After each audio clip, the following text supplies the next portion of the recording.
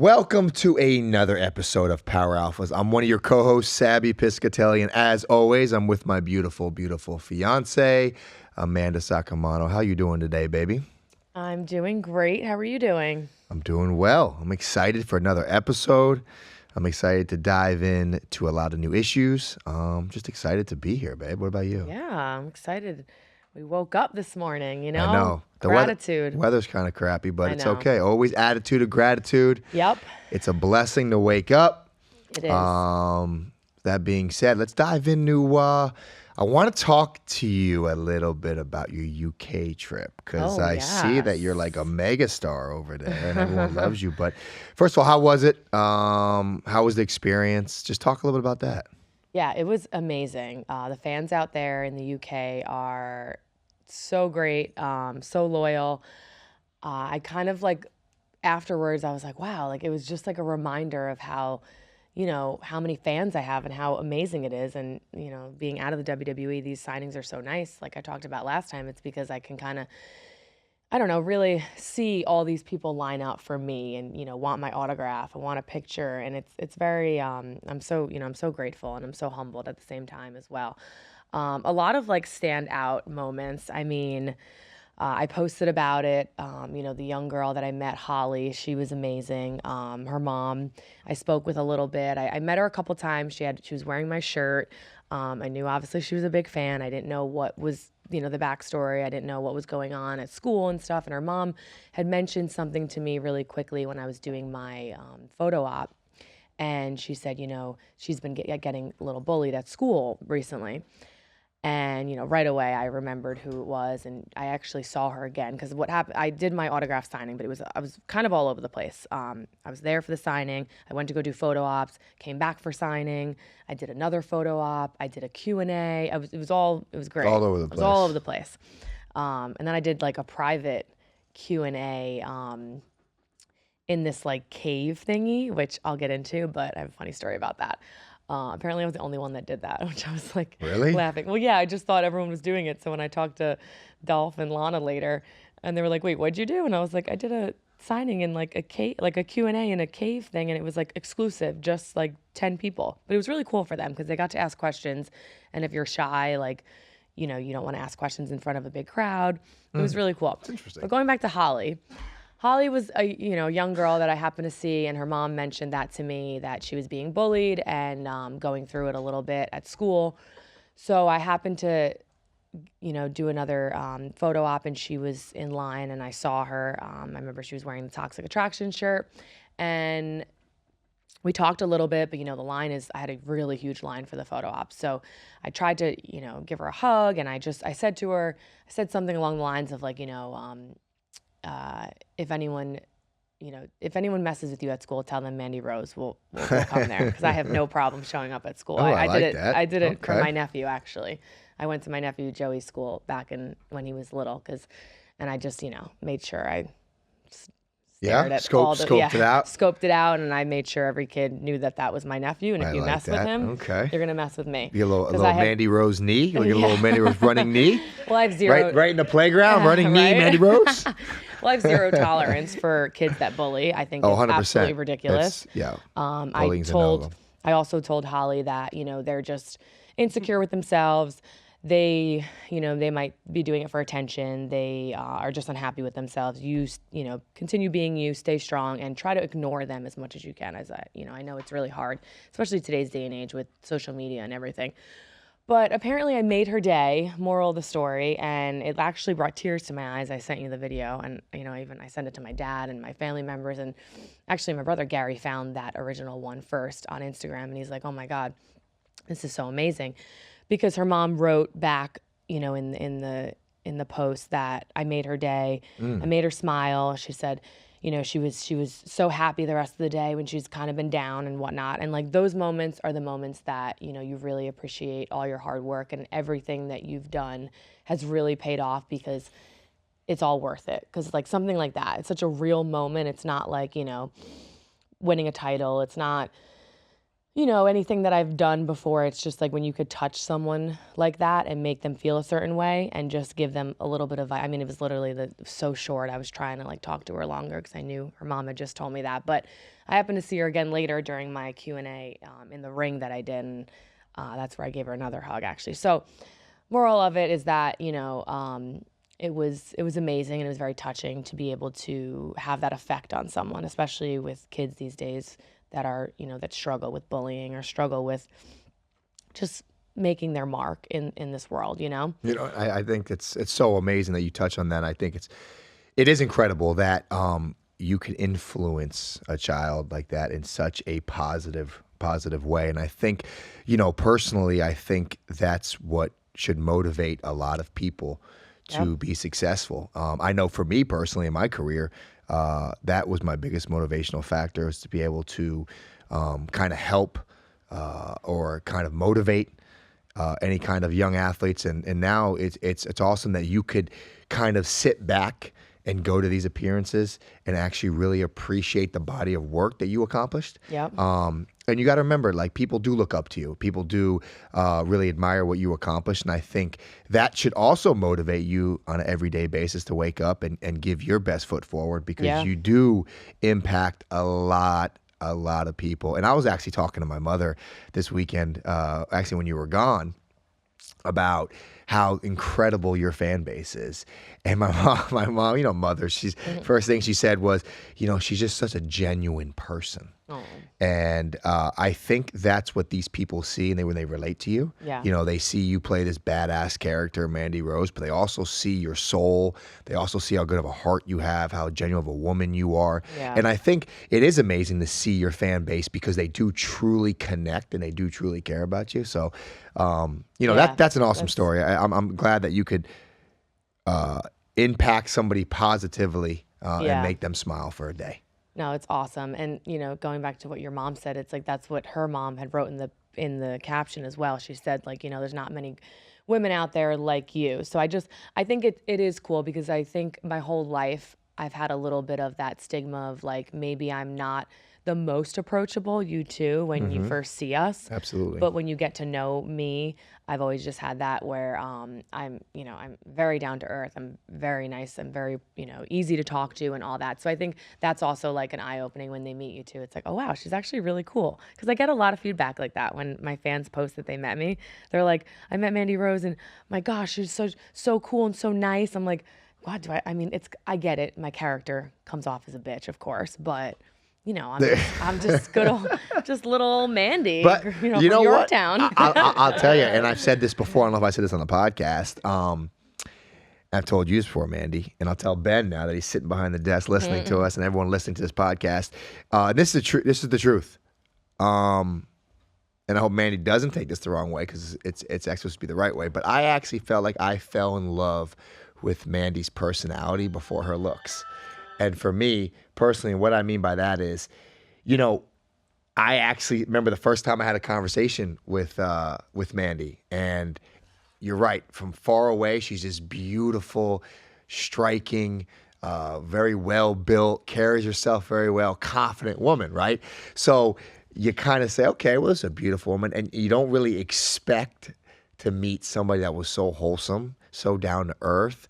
And to be honest with you, like, I felt like I actually could have a conversation with you. Thought I was gonna be really dumb. Like, and this is not, I'm not trying to like label or throw any stigmatism out there, or just, don't get me wrong, no one get all mad out there. But sometimes, especially when I was playing in the NFL, you're in the limelight and you're in the college superstar, and you meet the pretty women. Sometimes they don't have really much to offer when it comes to a conversation. They're more of just, kind of look at me, I'm beautiful, and this is what I have to offer, and that's it. So you kind of run into some women that are beautiful, but like you can't have a conversation with them. You can't relate to them. They're not wholesome. They're not down to earth. They're not humble. Right. So for me personally, like, I remember when I first met you, I was like, wow, like this, like you are very easy to talk to, which kind of shocked me. Right. Being such a beautiful person. So I think the fans kind of see that too. And then, like you said, like when when they see you on social media, they see you in the ring, you're this larger than life character, and then they see how you're built and you're very kind of intimidating looking, right? Yeah. No, So I when they get do it. meet you, you're like, wow, like she's nice. Yeah, and it's like, I mean, it's funny, but I also I've always been like that. I've always stayed true to myself. My brother even brought it up the other day when he saw it, and he's like, you've always been genuine, and I think the fans can, it's relatability. It's they're able to relate to that, and I think it's even more shocking of like, oh wow, she's actually really cool and sweet, and that's why I love doing this podcast with you as well, because it helps us, show who we are as people and who we are as, Amanda Saccomanno and Sabby, and not just these characters that are larger than life, in WWE and whatnot. So that was really awesome. And it was just a great day. Like the UK, the fans are just so, they're just so amazing. And you know what really stood out to me, which I really loved, and I said this to a lot of people when they came up, they were so polite. Which I really, Ooh, yeah, that's something to talk about. We talked about this in the last episode, and it was kind of ironic because, Ben had asked what's the right etiquette to like come up to someone and ask for a photo, whatever. I've never met such polite and genuine people of like, please, thank you. Like I had all these guys when I did, when I told you about the photo op and how I, the VIP, and they come up and take a picture. I had so many like men, which I thought was really respectful, be like, can I put my arm around you?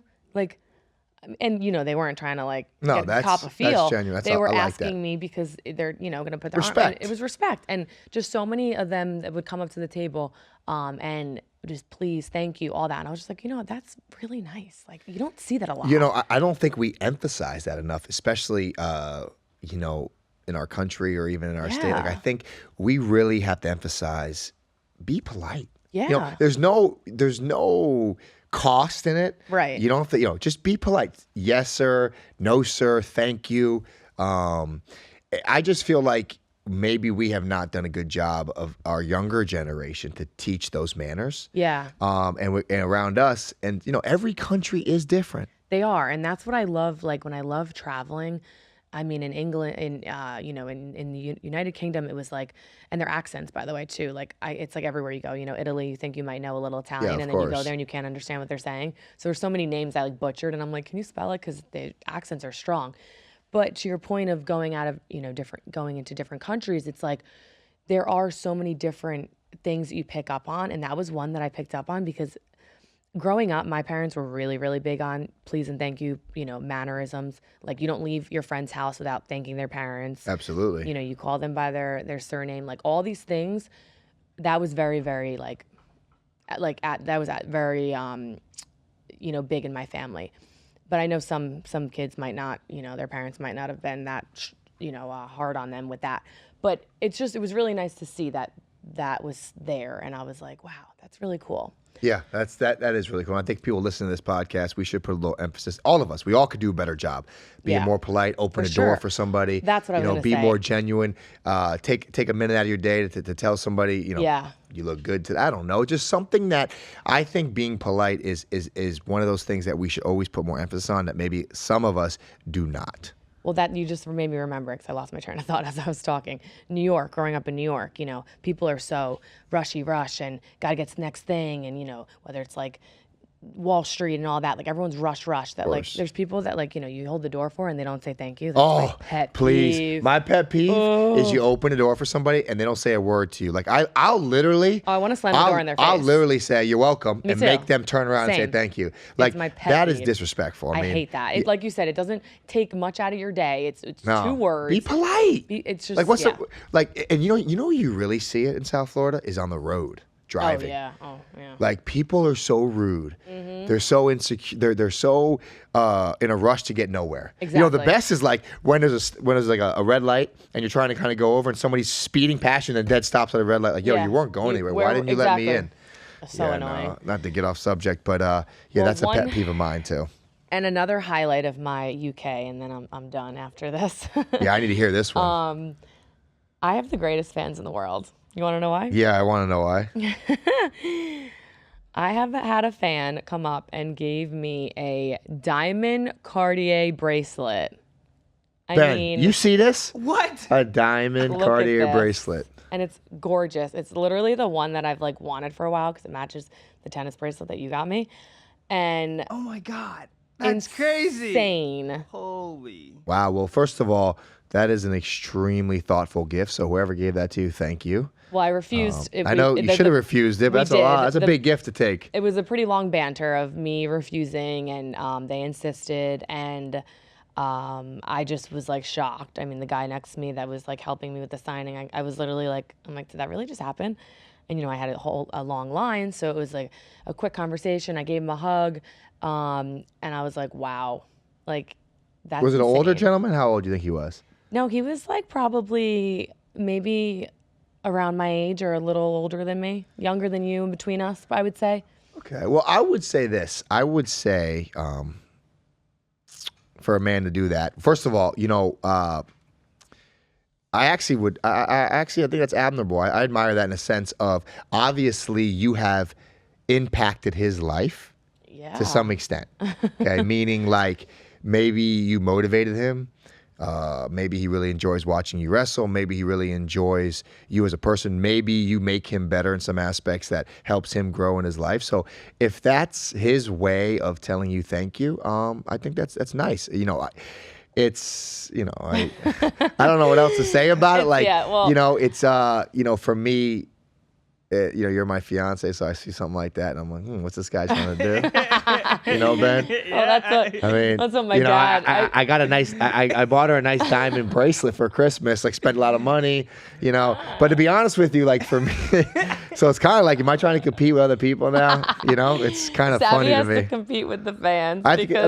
This thing is a lot of money, Ben. That's insane. I mean, I can't even fathom. I don't even know. That's why, honestly, Ben, I'll tell you the true story about her ring. This is a true story about her ring because, she was obviously in the limelight, and she was on top of the game. She was, double champion, superstar. So when I was like going down this route of me and my jeweler building the ring, I was like, all right, listen, man. I was like, she's in the spotlight.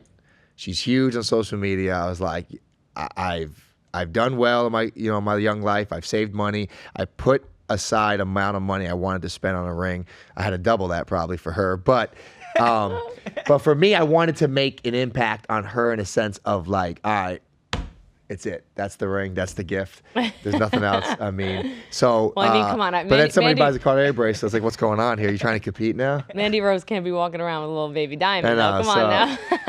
So I had to take 3 mortgages. I had to take 3 mortgages out on all 3 of my houses. Two of them were paid off before. I'm just playing. Refinance. Just joking. I had to do a little refinancing. It's fine. I'm just joking. You know what, though? Bitcoin's up, guys. We'll be all right. Yeah, Bitcoin's up. We're good.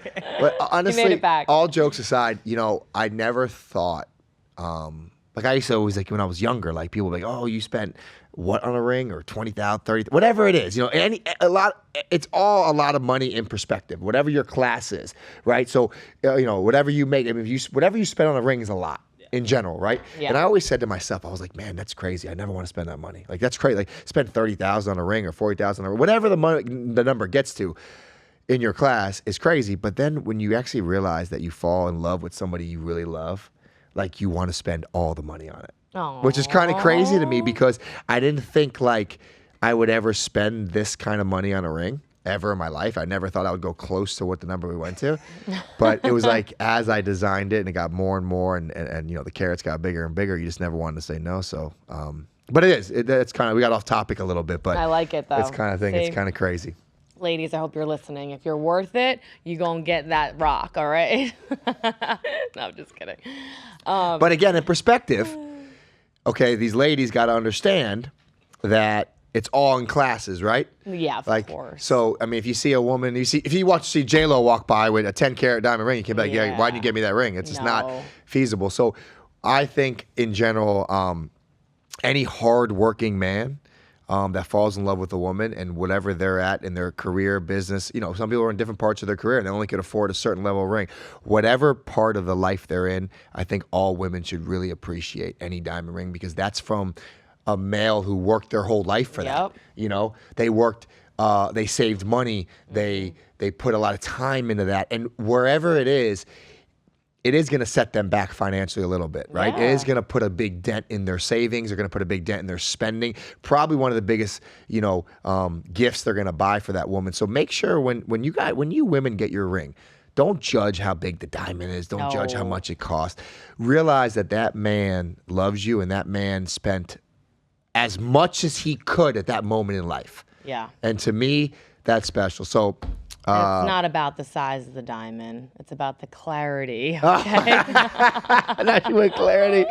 But I really wasn't going to go there. That being said, yeah. But I felt the need. It is about clarity too, by the way. It's for 100% about clarity. I've always been a big believer. Babe, you killed my whole point. No, babe. I know. That's why I'm laughing. I was actually really going to just follow up because you said that really great. And I was going to follow up and just be like, that's so 100% right. Like a diamond is a diamond. Appreciate what you get. Like they worked so hard for that. And I really was going to go there, but then I thought it would be funny to throw a little spin, Mandy's sarcasm.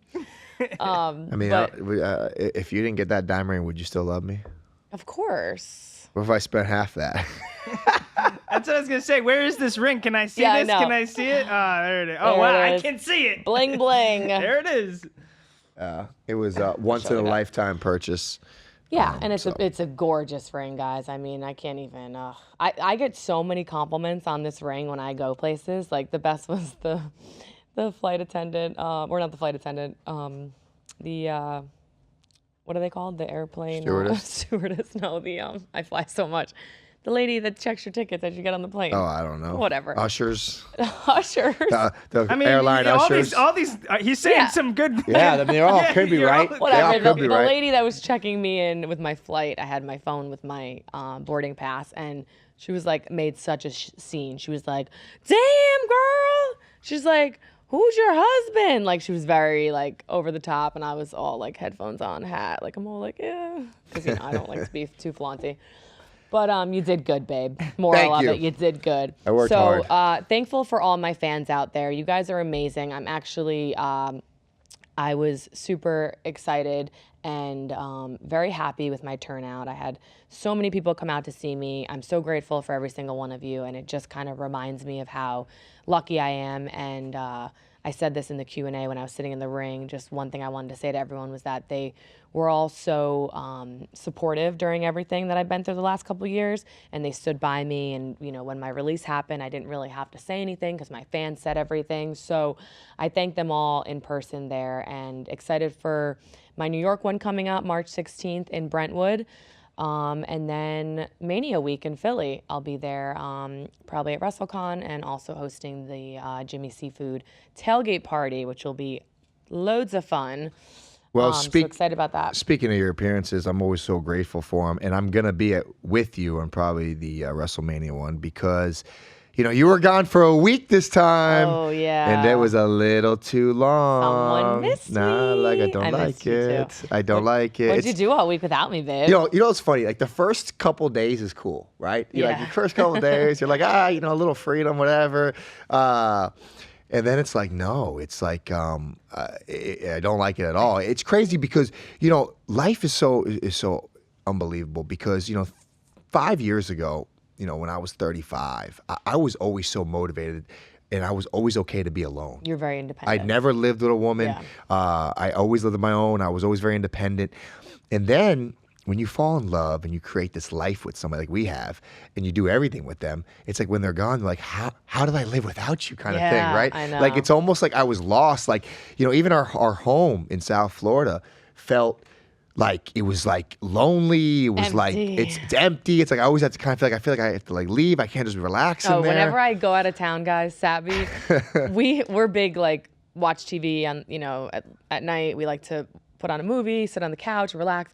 When I'm not there, Never. This guy is poker night, cigar night, bar. I catch up with my boys. Yeah. I mean, he cannot sit home, which I kind of understand. It's weird though because the house just feels so big and empty when you're not there. It's like you're like almost like lonely. It's like, so a week was no good for me. I mean, a few days is okay. Yeah, a few days is okay. A week was no good. Yeah, well, the reason why I was longer because I flew out of New York because it was a better, Yeah, no, you went to our flight other house situation. with your family. I get it. I understand, but like no. So yeah, I'm excited to kind of go with you for the WrestleMania one. Let's talk a little bit about WrestleMania though. I mean, I'm actually kind of getting intrigued by this Rock story because I don't know. I think The Rock's going to turn at one point, and I want to know when and know how. Yeah. But we actually these stories are kind of picking up quick, huh?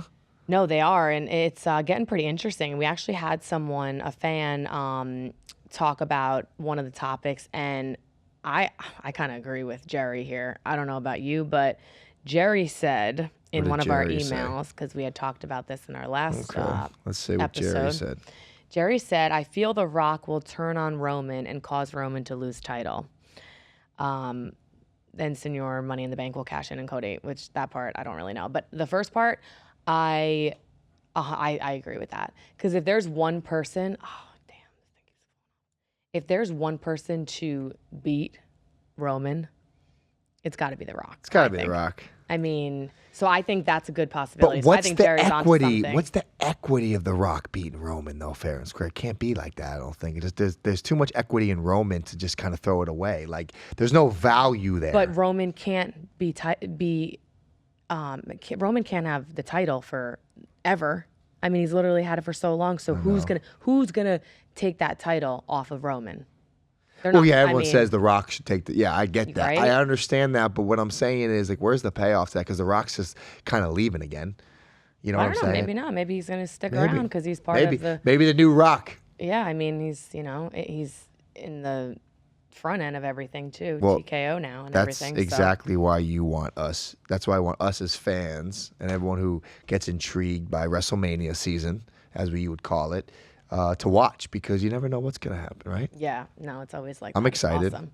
First of all, I need to ask this question to you, though. What is up with this John Cena OnlyFans thing I heard? He created an OnlyFans? Yeah, John Cena has an OnlyFans. All right, I'm next. I don't know, though, guys. I'm next. OnlyFans coming. The hypocrisy. He's still in WWE. Yeah, that's kind of weird. It's kind of weird. It's all innuendos, and he doesn't, Okay. It's, so basically, it's. I actually watched the trailer for the Ricky Stanecki movie that's coming out in April, I think, on Prime, and it looks really funny with Zac Efron. So basically, John Cena created an OnlyFans for the promotion of Ricky Stanecki, and the innuendos are very intense, though. I mean, obviously, I get it. It's like double entendres and stuff, but I mean, John Cena smelling balls. They have cream pies. They have, him eating a hot dog. It's called clickbait. I got you. Right, clickbait. Of course. So it's very interesting. What I really do love is, I think I showed you, Randy Orton quote tweeted John Cena. He's like, let's collab. Let's collab. I don't know. Randy Orton and John Cena collab would do big money. Big money. John Cena has over 70,000 subscribers, and it's free though. 70,000, and he just launched it a couple weeks ago.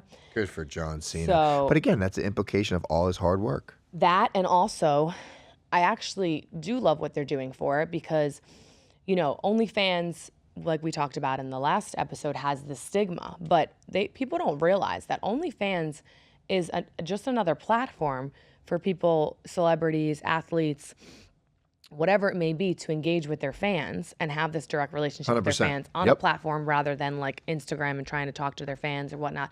And they're using it as a promotional, aspect for a movie, which is so cool. And, OnlyFans TV is getting really big now, which we're going to be on very, very soon. Our platform, our podcast will be on there as well. I can't wait. And I'm going to be doing a lot more over there as well. So I think it's really cool because they're incorporating so many different things, and they really are big into like ex-athletes or sports or, MMA, WWE, like all of that. Well, not WWE, whatever. John Cena's the only one that's allowed to do that, whatever. Anyway. Yeah, I guess so. There's always a unicorn. Sip my tea over here. Hey, you listen, I'm grateful for what they did because they changed your life forever. So obviously. Changed our life. So we're always grateful for it. And, Yep. there's no ill will at all for me. No, same. It's kind of sad because I've seen, I've had the privilege, obviously, of being in the NFL and WWE, which is two of the biggest, sports entertainment companies probably in the world. And it's a ruthless world. We talk about it. It's a ruthless world. And that's why, like Danny and Valencia said a couple weeks ago, like this world owes you nothing, right? And nothing's given to you. So that's why I'm such a huge advocate and such a huge believer. And I tell everyone, do what you got to do. What's best for you, right? Yeah. What's best for you and your family, and what's best for what's going to put food on the table and make your life better, not nobody else's. So Exactly. That's why I love when you always say no one's coming to save you, because that's no such one's a good coming to one, save too. you. No one's coming to pay your bills either. Nope. You know, and that's what I really emphasize on. And I think that's what I've learned growing up, and my mistakes and my failures and what I've succeeded is just knowing that, you know, nobody's really coming to help you. You got to do it yourself. You got to put the work in. You got to put the time in. You got to put the effort in. So, and you just can't you can't worry about what other people think, because it's absolutely not. they ain't paying your bills. Absolutely not. Nope. Heck no. You know, I saw something actually I want to just touch on really quick. We always like to talk about some sort of motivation on this podcast, and I love when we have guests and hear people's stories. But there's something I read actually today that I want to read real quick on this on the podcast, because sometimes people get discouraged where, you know, why isn't my life changing? Why am I reaching my goals? Why am I so mundane in my daily routine? Or why is nothing, you know, working what I want to do? And I heard something, and I want to read this quote real quick, and it said, You'll never change your life until you change something you do daily. The secret of your success is found in your daily routine.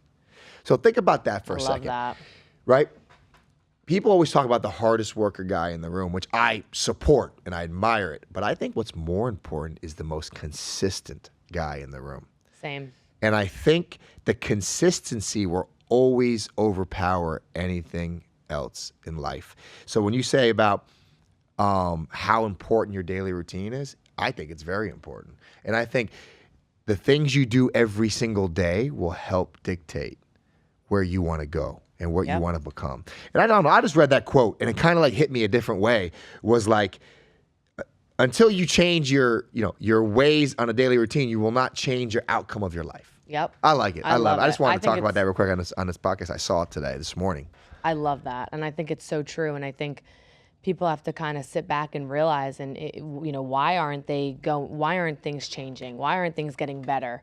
You know, that's if your daily life is staying the same, nothing's going to change. And I think when I read this quote, what it means outside the box is the little things that you do daily become big results. Yep. You know, and people don't really understand the small values of little things, like making your bed in the morning. Yeah. How weird does that sound?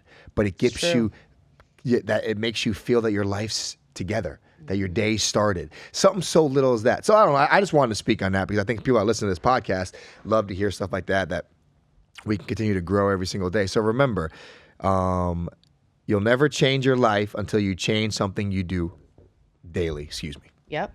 No, I love it. My brother and I were kind of talking a little bit about that yesterday on the way when we were driving to the airport, and just about life and stuff. And he kind of brought up something that just made me think of what you're kind of talking about.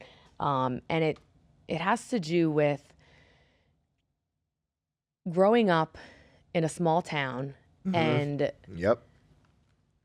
being kind of stuck and feeling like you have nowhere else to go, and not taking those risks. And Matt, my brother, mentioned he goes, we're all so proud of all your success and everything. He's like, but he's a big thinker and he's very artistic and likes to write and stuff. And he said that he thinks about it a lot, because he's like, where I stand out, opposed to my brothers, is that I got out and I tried something different. Whether or not, I could still be home and working like I was, and went to school, and I was waitressing, working at my dad's deli and all that. But my brother said, he's like, I really feel like you getting out there and just trying something different, like it was, competing and then WWE, all that. He's like, I don't know. He's like, you got out. And obviously there's a lot involved in this with, where he is at in his life and all that. But it has to do with that, I think, though, too, in taking those risks and like taking that leap of faith when you really might not know. Like, for me, it was like reality show. Like I was a little judgy about the reality show, not going to lie, about Tough Enough. Cause I looked at it like, is it some sort of like road rules thing? And like, I don't know, is it going to get me anywhere? But if I didn't take that leap of faith of like trying and changing what my structure, my daily life at that moment, and doing something uncomfortable because I really didn't know what I was doing, I would have never ended up where I was today. You're 100% spot on. And I'm pretty sure we've spoke about this. I don't know if we've done this podcast, but I've actually gone on record saying that you have to step outside the box to truly be successful. And maybe it's just to step out the box to see what's going on. But I'm also a very big believer in, you can look at an individual and where they're at in their life. And this is not disrespect. I hope no one takes it disrespect. But wherever you're at in life is a reflection of your choices. Yeah. Of what you made day after day after day after day again. And it kind of goes back to how much emphasis we have to put on our choices every single day. And you made a conscious decision. I made a conscious choice and a decision just like you did. We made choices to step out the box, to step out our comfort zone. We saw a door and we had no idea what was behind that door. Yeah. But we went through it anyways. And I think a lot of people get caught in that stigmatism where I'm comfortable at home. It's my comfort zone. Yeah. I'm nervous to get out of my comfort zone.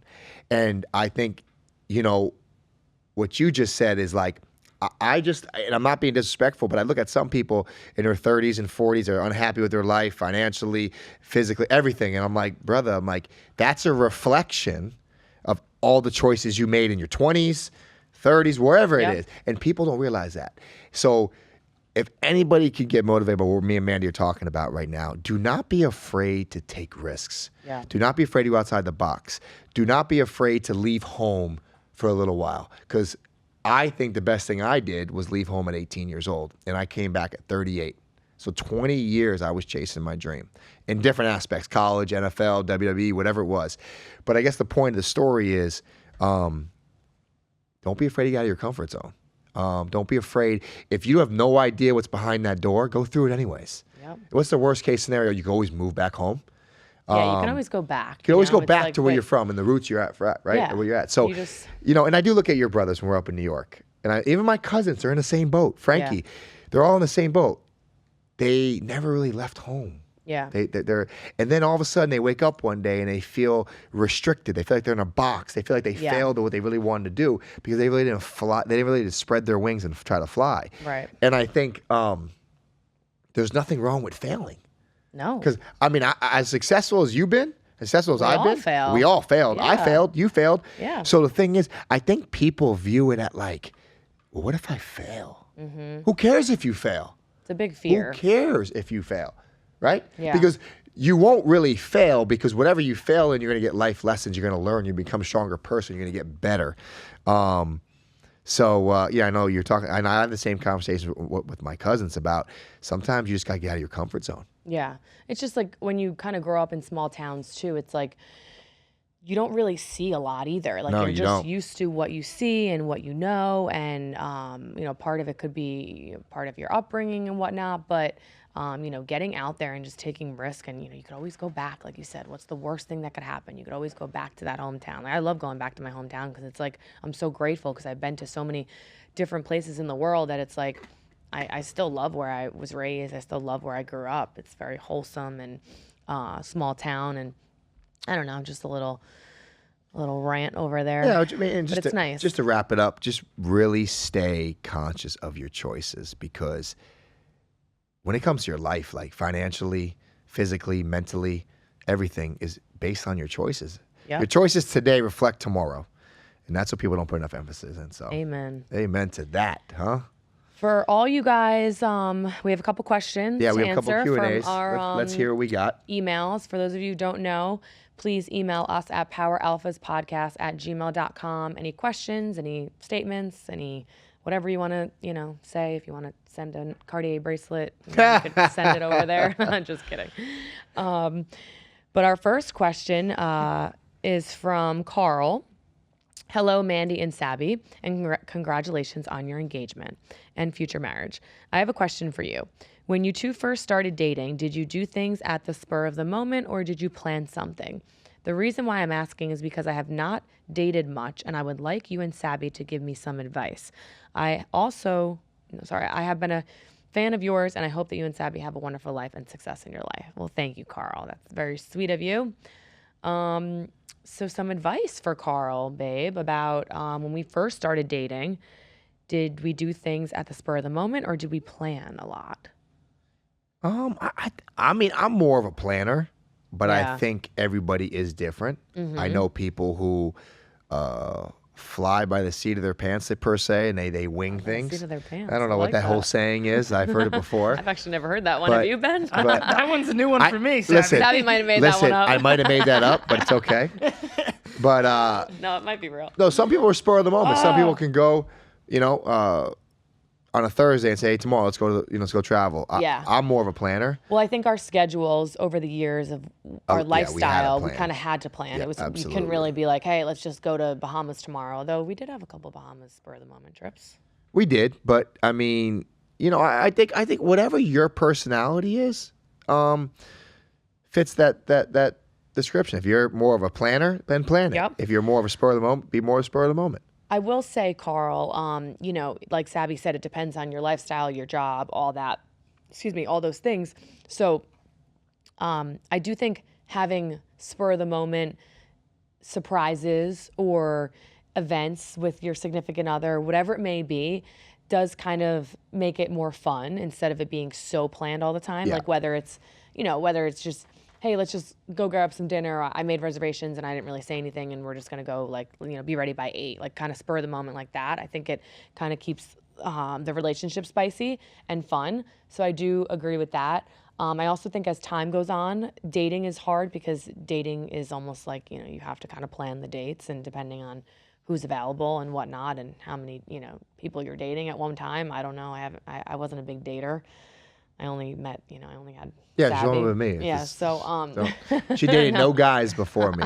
Remember that. But it all depends. But I think once you're in a relationship, some advice I would give, I think being in the moment, in that present moment, and having just not planning things, not planning intimacy. I think sometimes. Oh too. yeah, that's so different. Spur of the moment. I was a different. big planner in the beginning of our Oh relationship. my gosh, Mandy, we won't even dive into that. Mandy was not Mandy that had a whole bad. routine. Well, I'm a little OCD with a lot of things, so I have a whole routine. So sometimes it's spur of the moment. I'm not just gonna get down and spur of the dirty moment after is- working out. I'm just a big skeever. I'm very clean and I gotta be clean and I'm just, Well, that's a good thing. Well, it's a good thing, yeah. But anyway, I hope that helped, Carl. Good luck to you with dating and just take your time, have fun, enjoy it. Ben, do you have any advice for dating? Yeah. I mean, you're younger than us and you date, right? Yeah. Tell Carl something, Ben. Some advice, Carl. Some advice for Carl.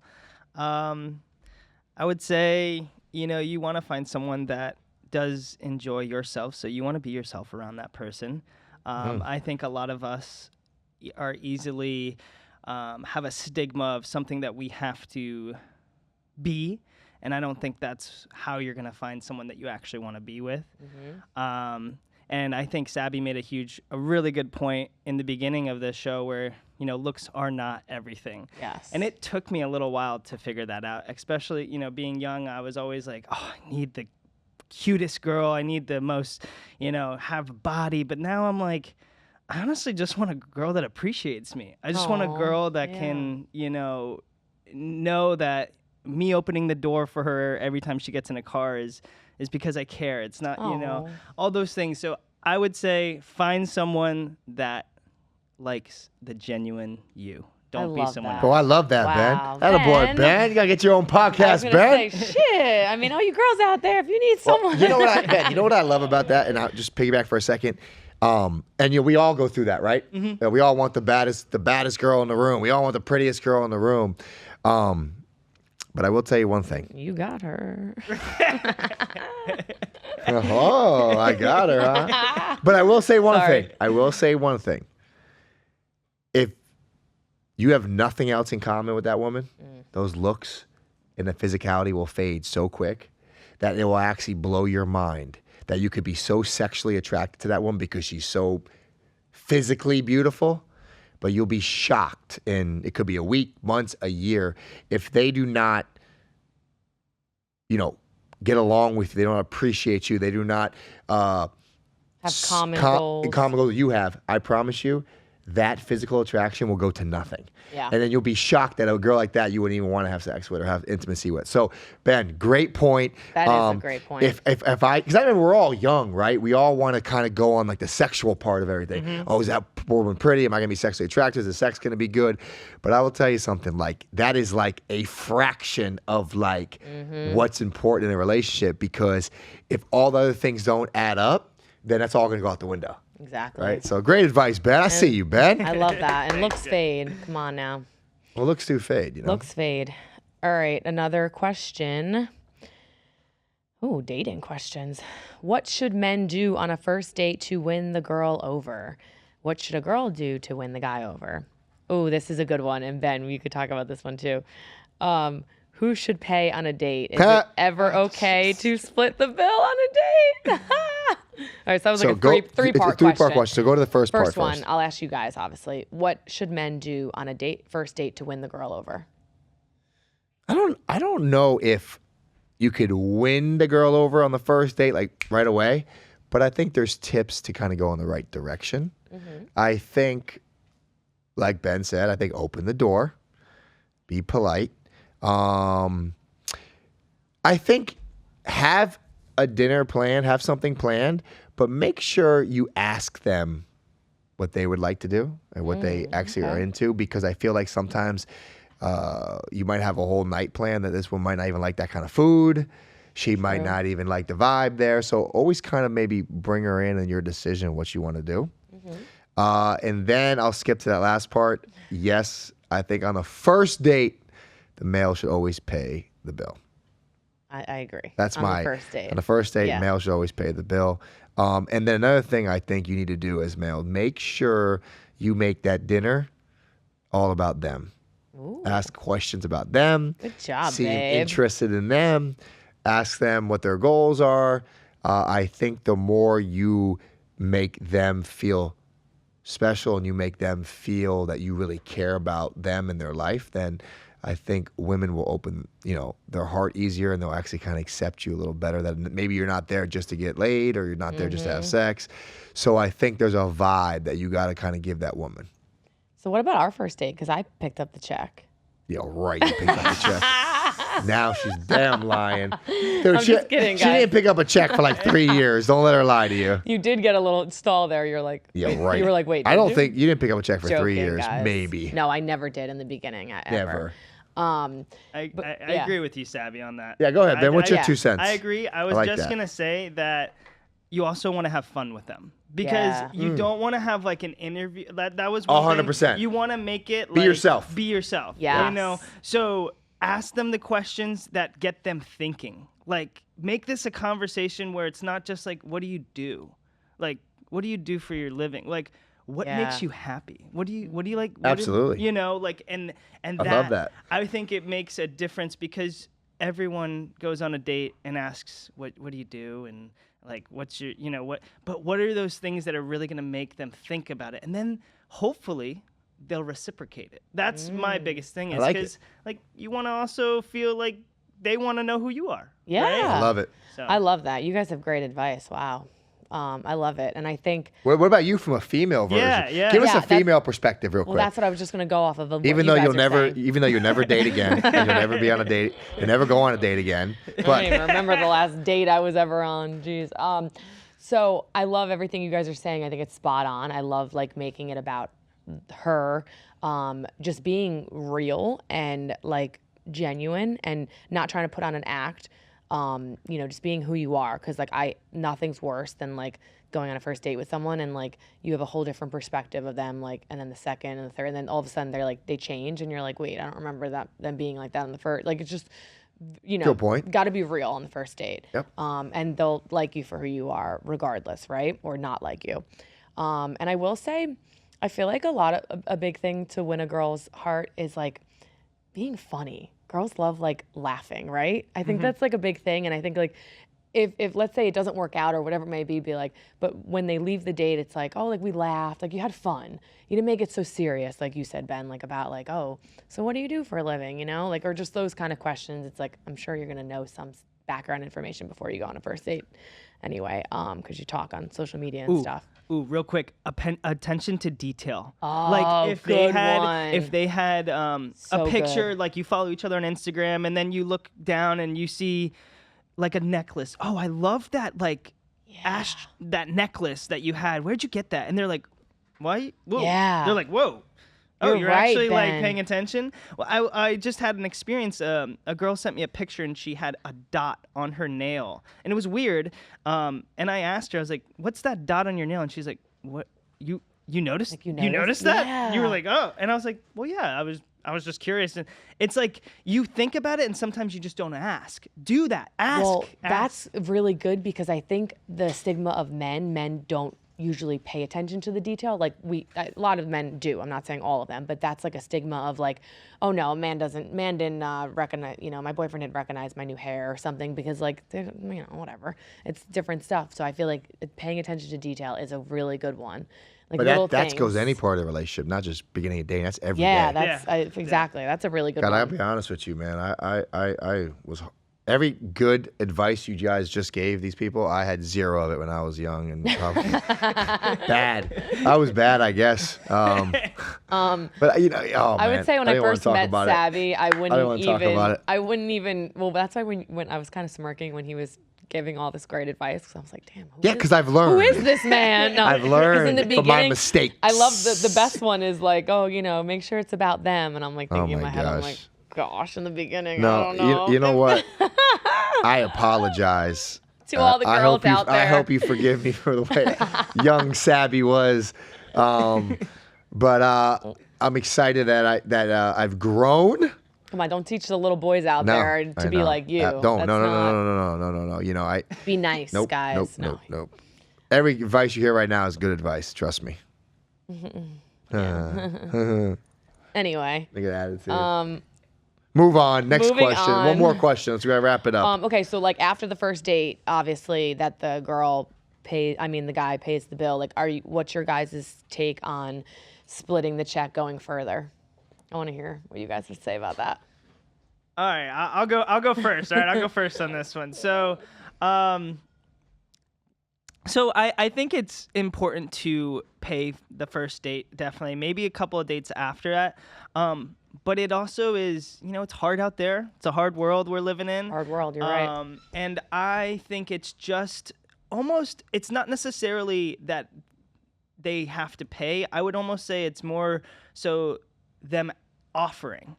Like, hey, I'll take this one. Or just not having me being like to initiate like, oh, should we split? It should be just like, oh my gosh, this guy has paid now 5 dates for me. Let me take this one. Totally. And Like, I agree with you. Like, even if a woman, if the guy's a little persistent and you might not be able to fight with him. Like, I think if I went on a date with a few times and the guy's paid every time, like, I would do my best to like give my card to the waiter or something, be like, I got this one. Like, because that goes a long way, It goes so much far. I think it goes so much farther than you'd think. It's just like, oh, wow.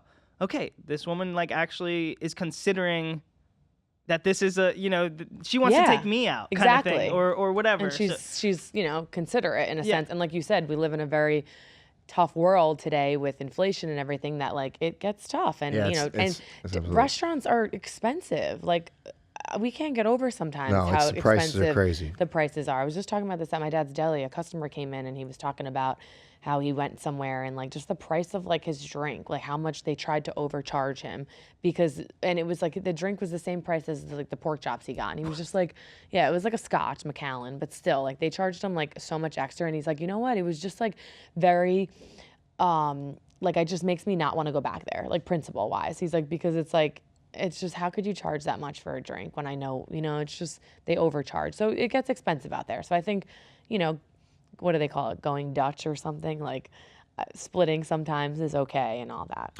Well, I think we talked about this, I think, a couple podcasts ago. I think the way our country is financially, and how much debt we are and our inflation's so high, I don't think it's like old school where the man makes all the money and the woman sits home. I don't think it's feasible anymore. It's not. You need 2 incomes, you need dual incomes, and I think it's okay. And I think when you meet your person you're dating and you want to start a life with them, I think it's important to talk about that because it's something that it's vital right now. It's just the reality in our society. It is. I'm sorry, it just really is. It is the reality for sure. Yeah, absolutely. So that's it on the questions. But like I said before, guys, send us questions to poweralphaspodcast@gmail.com. We love hearing your questions, or if you need any advice, relationship advice. Sabby has really great dating advice. Not me. But we appreciate you guys listening. Don't forget to like and subscribe on YouTube, as well as we will be on a new platform soon, which we will talk about. Oh, and one more thing. My coffee table book I wanted to your coffee table book. Talk about that. So I actually saw it. Someone brought it to my signing, which was really cool. My coffee table book is still available. It's at the pre-order price. We're not changing it. It's available right away, though. It's not pre-order anymore. It's over 200 exclusive photos that you guys have never seen. Wow. Certain, different walks of life for me, and my day-to-day. It's cute. It's really cool. It's a great book. I think you guys will really like it. I'm also doing something where if you guys purchase it and bring it to my next couple signings, I will sign it.